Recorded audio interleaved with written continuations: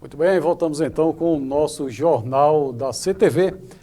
Olha, trazendo para você agora um assunto muito polêmico, por isso eu vou chamar então o professor Hernandes Queiroz, né, para a gente falar um pouco sobre isso. Olha, Hernandes, o governo federal, ele vai anunciar aí, ou já anunciou, não sei bem, né, mas que irá fazer cortes aí do recurso da educação. Rapaz, tem Então, dinheiro demais na educação? Ou o que é que está acontecendo aí? veja só, os dados que foram divulgados hoje pelo movimento Todos pela Educação, Robson, é muito curioso que a gente acompanhou, porque essa discussão ela esteve presente durante praticamente todo o dia nos meios de comunicação. Então, veja só, durante o ano de 2020, o governo federal ele reduziu os recursos para a educação do ensino da educação básica, que aí é do ensino fundamental ao ensino médio. Mas o curioso de tudo isso, Robson, é que apesar de ter havido uma redução, o governo não utilizou todo o recurso que tinha para a educação. Ou seja, do montante que se tinha, ele utilizou apenas 81% dos recursos disponíveis para a educação básica. Então, o que nos chama a atenção, por exemplo, que durante esse ano a gente entrou numa discussão muito forte em relação às dificuldades que os alunos da escola pública tiveram em relação a acessar as aulas, em relação a ter acesso ao conteúdo. E, praticamente, uma das questões que sempre estava voltada para a discussão é por que o governo não investe em alguns recursos que possam facilitar o acesso desses alunos a uma internet com qualidade que ele pudesse acessar, ou mesmo distribuição de computadores ou celulares para aqueles alunos que não tinham condições de ter esses materiais em casa. Então, olha só, em termos de discurso de valores, Robson, o Ministério da Educação utilizou 116,5 bilhões em 2020, o equivalente a 81% do valor total disponível para a pasta, que era de 143 bilhões, aliás, 143,3 bilhões. Então, é uma das questões que a gente sente, né, que há uma dificuldade muito grande. Eu sou muito crítico do atual governo em relação à educação, principalmente, porque quando a gente está envolvido diretamente com a questão, a gente entende mais ou menos algumas questões que devem ser prioritárias em termos de investimento. E eu tenho como concepção de que um governo que não se preocupa em investir em educação, ele não cria perspectivas de uma sociedade futura menos desiguais. Né? Não existe país no mundo que alcance algum nível de desenvolvimento sem que invista em educação, em ciência e pesquisa. Por quê?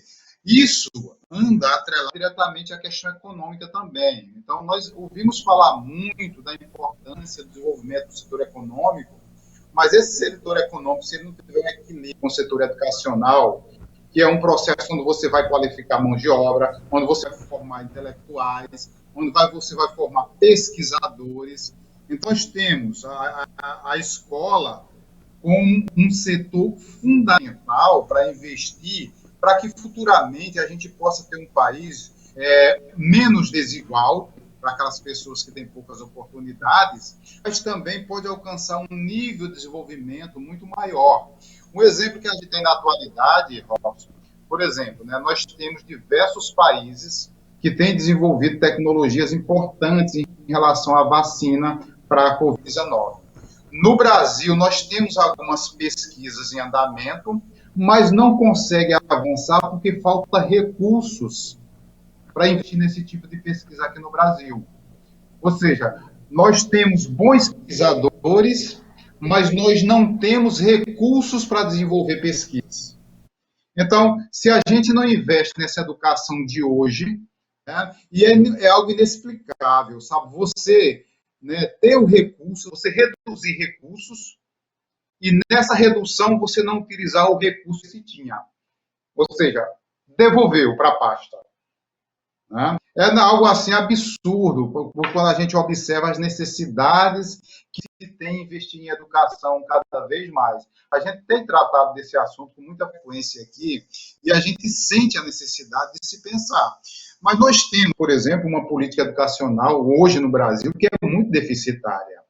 Nós tivemos uma sequência de ministros assim que foram algo desastroso para a nossa realidade educacional.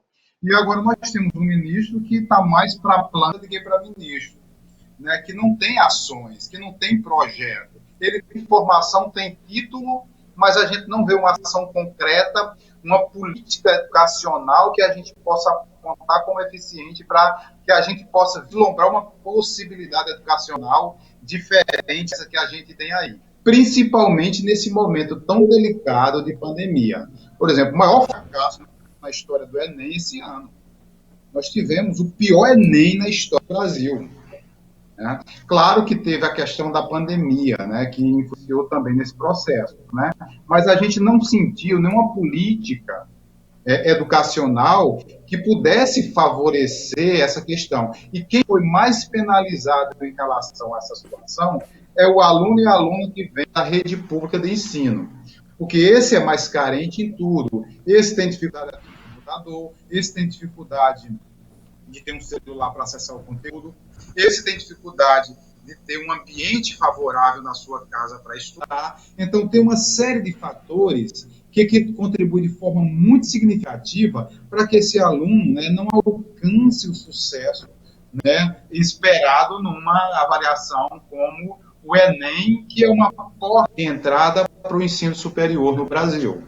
Então, são essas questões que nos deixam realmente muito incomodados em relação às políticas educacionais que a gente percebe na atualidade. O que é muito complicado é justamente isso que você falou, né? A gente está em um momento de, digamos assim, de investimento, né? Os alunos, como você falou, foi o pior Enem da história, né?